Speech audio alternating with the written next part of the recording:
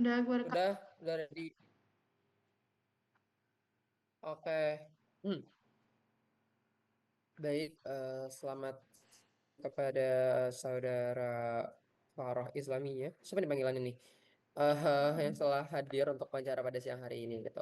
Baik, mungkin untuk mempersingkat waktu, bisa kita mulai aja wawancaranya. Mungkin boleh untuk saudari Farah untuk memperkenalkan diri secara singkat. Baik, sebelumnya terima kasih kepada Bapak Ahmad Furqan Abdullah telah memberi saya kesempatan untuk memperkenalkan diri saya secara singkat. Perkenalkan, saya Farah Isa Mirdanti dari lulusan Teknik dan Manajemen Lingkungan dari IPB University dengan minat mendalam pada pengelolaan lingkungan industri dan penerapan sistem keberlanjutan berbasis sains. Selama masa studi, saya berkesempatan mengikuti program pertukaran mahasiswa ke Technische Universität München (TUM) di Jerman, di mana saya mempelajari secara langsung bagaimana negara maju mengintegrasikan teknologi, kebijakan, dan perilaku masyarakat dalam sistem pengelolaan lingkungan.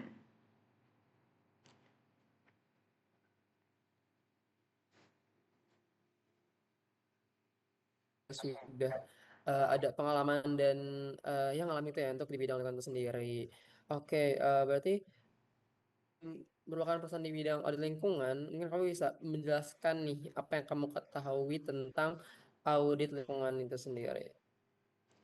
Baik, terima kasih atas pertanyaan pertamanya kepada Bapak Ahmad Furqan Abdullah. Izin saya menjawab.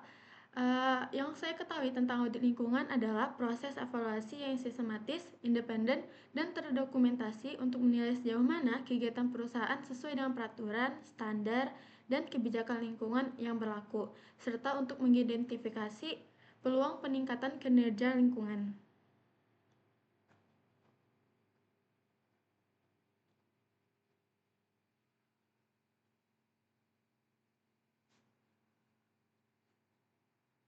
Baik, mungkin untuk pertanyaan selanjutnya untuk Faroh, mungkin kamu kan di sini kan mendaftar sebagai salah satu kandidat tentunya di bidang audit lingkungan. Nah, mungkin kita pengen tahu gimana sih cara kamu nantinya sebagai seorang audit lingkungan menilai kepatuhan perusahaan terhadap peraturan lingkungan yang telah berlaku.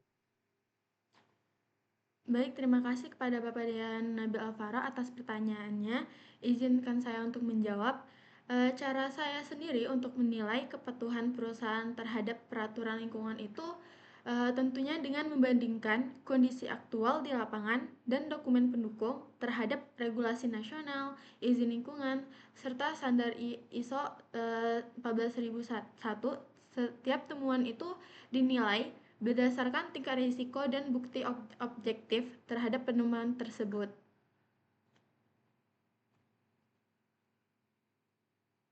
Baik, untuk pertanyaan selanjutnya, langkah apa yang Faroh ambil apabila di suatu perusahaan itu menolak dari hasil pertemuan audit? Terima kasih kepada Ibu Tabina atas pertanyaannya. Izinkan saya untuk menjawab. Cara yang saya lakukan untuk menghadapi jika ditemukan ketidaksesuaian. Eh, maaf Ibu, pertanyaan tadi apa?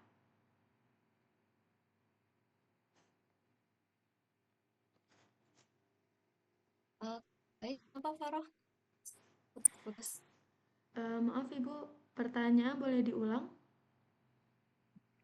Baik, untuk pertanyaannya, langkah apa yang Faroh ambil apabila di suatu perusahaan itu menolak dari hasil temuan audit? Baik, terima kasih atas pertanyaannya kepada Ibu Tabina. Izinkan saya untuk menjawab.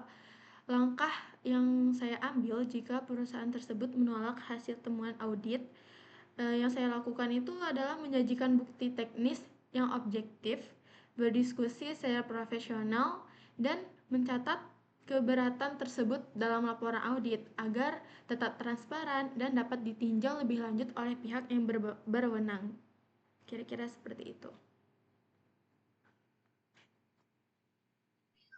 Baik, untuk pertanyaan selanjutnya, menurut Anda, apa tantangan terbesar dalam audit lingkungan di sektor industri?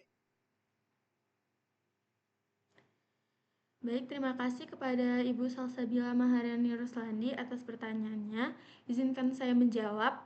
Menurut saya, tantangan terbesar dalam audit lingkungan di sektor industri ini adalah keterbatasan data yang valid, kekurangan kesadaran lingkungan di tingkat manajerial, serta kebutuhan integrasi antara aspek teknis, ekonomi, dan kebijakan dalam satu sistem manajemen lingkungan yang efektif. Oke, baik. Karena masih ada sedikit sisa waktu, mungkin saya akan bertanya kembali. Oke, jadi bagaimana cara Faroh dalam menentukan untuk prioritas temuan audit yang harus ditindaklanjuti? Dan jika menemui sebuah pencemaran nih, namun tidak ada bukti tertulisnya, langkah apa yang akan kamu pilih gitu?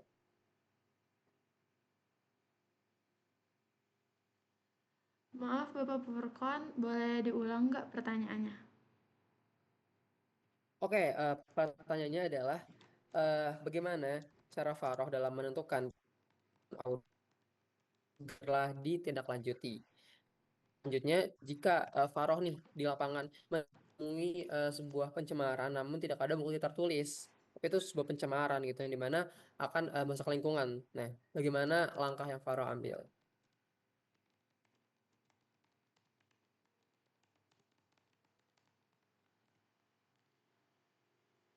Baik, terima kasih atas pertanyaan Bapak Ahmad Furqan Abdullah. Izinkan saya menjawab pertanyaan Bapak sendiri.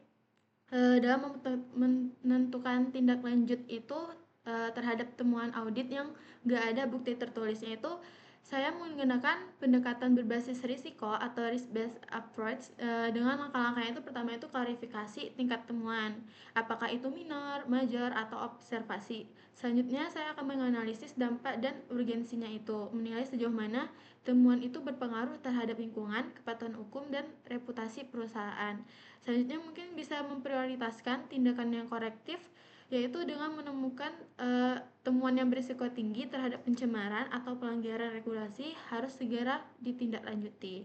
Selanjutnya itu dengan menyusun rencana aksi, mencakup langkah koreksi, penanggung jawab, waktu pelaksanaan, dan indikator keberhasilan.